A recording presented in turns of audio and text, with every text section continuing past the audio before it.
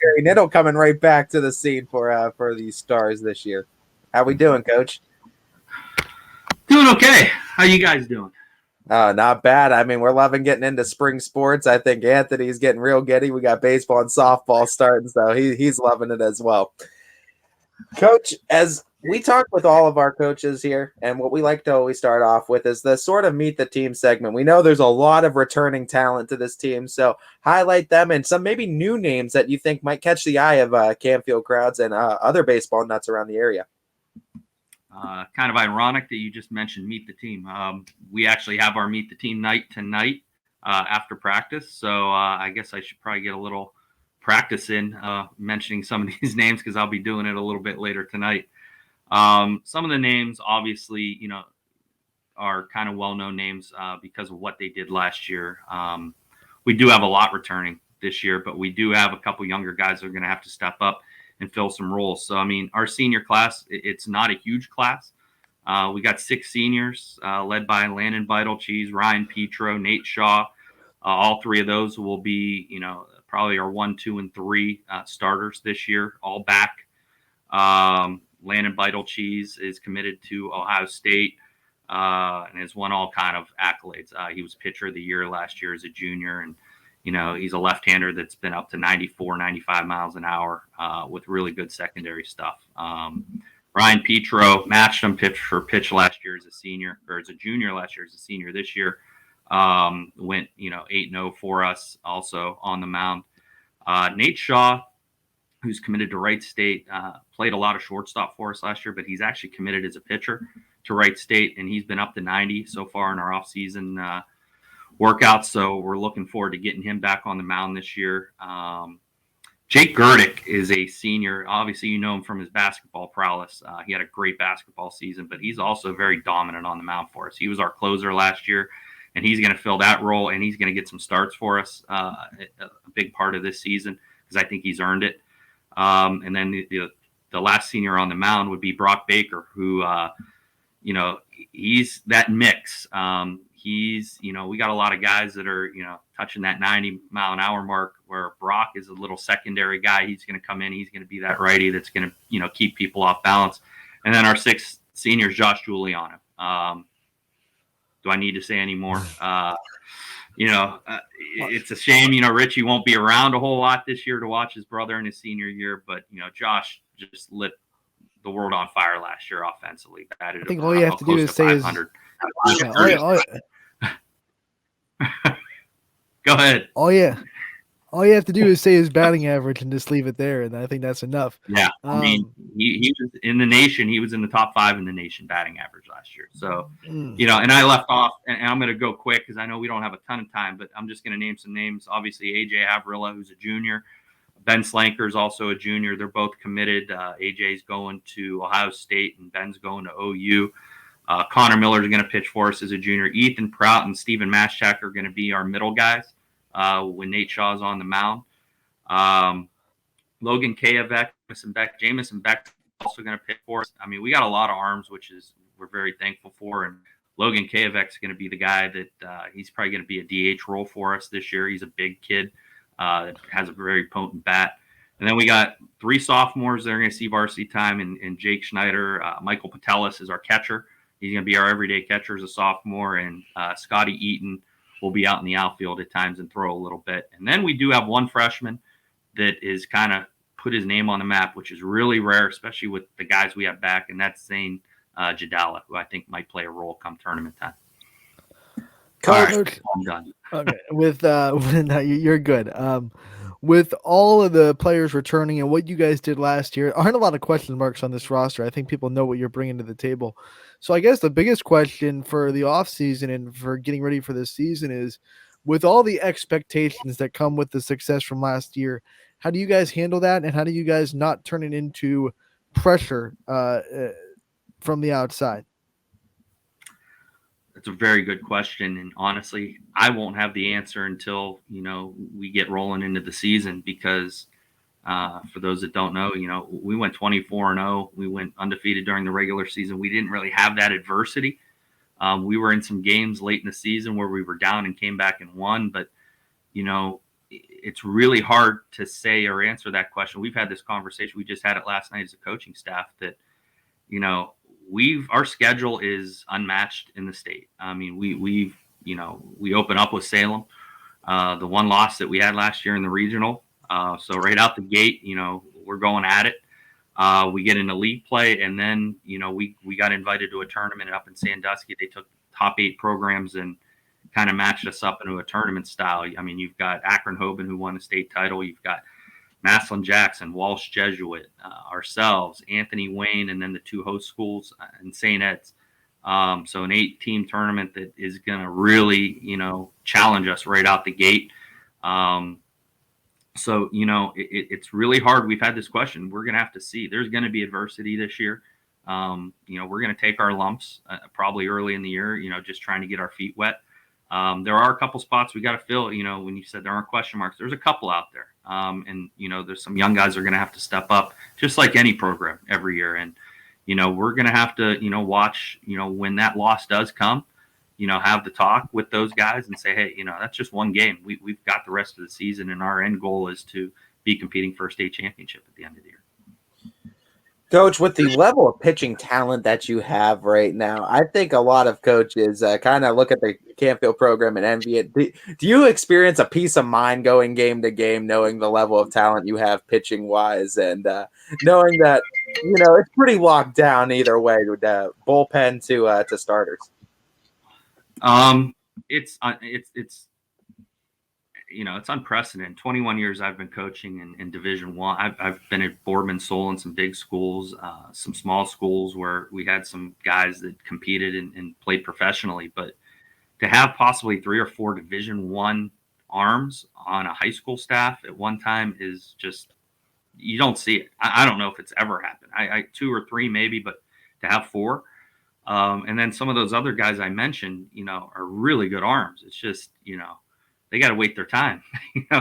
We're going to lose a lot of seniors, next year. Those guys and they got to get to work this year so that they're prepared, those juniors and sophomores, for next year.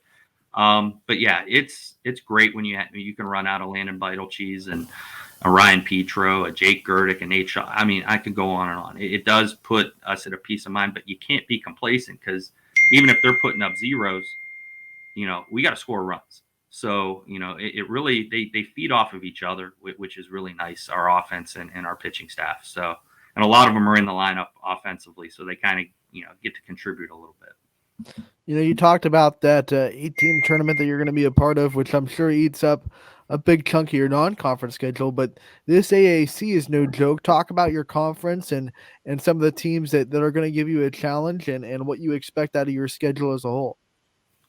Yeah, I mean, like I said, I kind of spoke on the schedule. We're also going down to Myrtle Beach, and we're playing a couple teams from New Jersey, a very highly ranked team from North Carolina who's undefeated down there. They've already started their season when we take a trip down to Myrtle Beach. But within our own conference, I mean, there's no slouches. We open up, with Salem, and then we get in a conference play Monday, Tuesday with Fitch. And I know, we had a battle with Joe Roth last year. It was a pitching duel between him and Ryan Petro, and they're probably going to go at it again. They got Coral out there, who's, he was shut down a little bit at the beginning of the season, and he had a little injury, and he's back. So they got a couple of arms, and I know they can swing it, and they're going to compete with us. They competed with us last year. And then, we go to that tournament, and we come back from that tournament Monday, Tuesday, we got Boardman. And Coach Gabriel and I, we coached together. We played together in high school. I know everything that Boardman has, and they got a Gavin Hyde. They got arms. They got Guy Young. They've got, Jason Treveri in the outfield. They got a pretty potent lineup. So, we're going to have our hands full before that tournament and after that tournament. And then Howland, they got Braden Gephardt, who, since he was a freshman, now he's a senior. I've loved him. He gave us fits when he was a freshman. And now as a senior, he's really come into his own, and he's one of the top left-handers in the state. So we're going to have to face him. And then Warren Harding is always Warren Harding. They're going to fight tooth and nail in every game that we have. So, like I said, our schedule's tough, but then you throw our conference in there, and you got 2 games with those teams that we just said, and we got our hands full. One player I want to talk about in particular, AJ Havrilla, that you mentioned too. Just talk to me a little bit about the confidence you had in starting him at that 3 spot for a majority of the season last year as a sophomore, and what kind of maturity and leadership capabilities do you see with him on the field to have that trust in him being so young? Well, that comes from a couple. There's a couple reasons for that. Number one of my assistant coaches is Rick Havrilla, his dad. And I've seen AJ since he's 11 years old. I've seen what he did in Little League and then in the 14U and then up into 16U. He was playing 16U as a 13-year-old and playing for Astro Falcons, which is credit to him right off the gate. His brother Ricky Havrilla, who's at Tiffin right now. I knew what they bring to the table, and I know that the stage wasn't going to be too big for him. And he was comfortable with that, and he ran with it. And he was not an easy out. The outs that he did make were hard hit balls, just right at guys. He competes. He just, he's not going to give in, and he's been that way since I first saw him play. So I knew the stage wasn't going to be too big for him. And I just had confidence in him. He has confidence in himself. He's probably the most confident hitter that I've ever seen. And we've had some good ones like a Dominic Palali and so forth. But, AJ just has that. You're not going to beat him. He's going to battle with you. And he did a great job last year. And I look forward to him this year. Fans of Canfield sports on YSN, especially football, probably recognize your voice from breaking down the football games with Richie. You pour into this athletics program, whether it be your sport or the other sports that happen on fall and winter. Talk about, from your point of view, what makes Canfield so special and what makes you so proud to coach in this system. It's a blessing that, when DJ asked me, is it something I would want to do? And I was like, I do have a background in broadcasting as my first degree that I got from Kent State. And I just never used it because I went into teaching and education and coaching. But then I gave up football, coaching football, and just concentrated on baseball. And that gave my Friday nights, they were wide open. And, what better place to be than in Canfield to watch a football game? And the fans are fantastic. The parents are fantastic. The people I get to work with are fantastic. All the coaches, we all get along, whether it's basketball, baseball, football, golf. They all support each other, and it's just a great place to be. And you got athletes that are committed, whether it's football. I got to see those guys in year out, and Brock Lowry, we miss him on the baseball field this year, but I totally understand his decision not to play because of he's going to end up going to play Division I football. Wherever he decides, they're going to get a good one. So just forming those relationships have been awesome. And, I thank DJ every day for, giving me the opportunity to work with Richie, who's the best in the business. And we have a lot of fun. And that's what it's all about. And it's, giving back to Canfield, the best I can. So, it's worked out really well.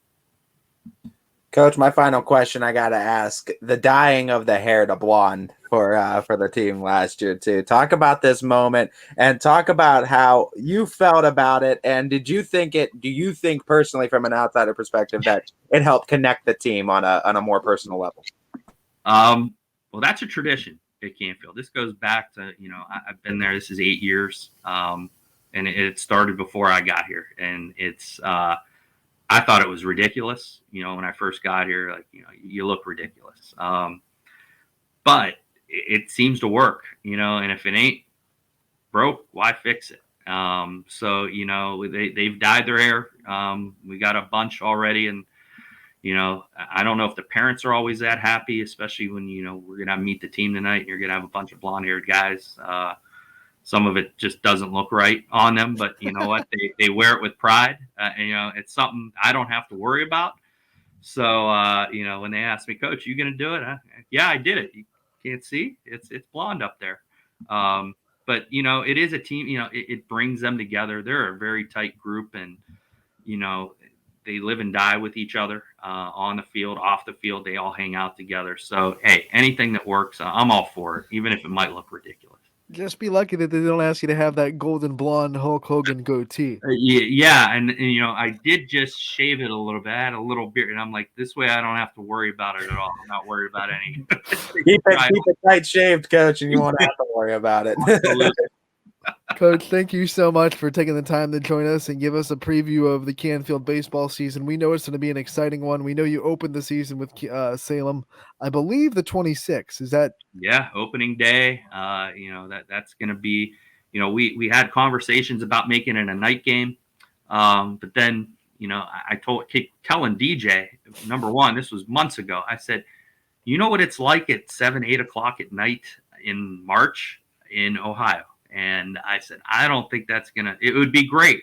I said, and we'll play it by ear, depending on what the weather looks like. But, as of now, it's going to be a 1 o'clock game. But well, it kind of works out because now people can go watch that and then head over to our All-Star game.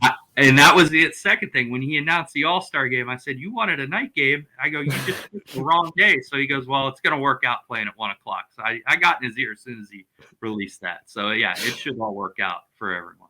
We look forward to that matchup, and I think if you're a baseball fan or if you're just a casual fan, they need to tune into that one either way. It should be a good one on the 26th, Coach. Absolutely. We look forward to talking to you again real soon, as I'm sure we'll highlight Canfield baseball again multiple times this season. All right. Thanks, Anthony. Thank you, Ty. You guys have a good one.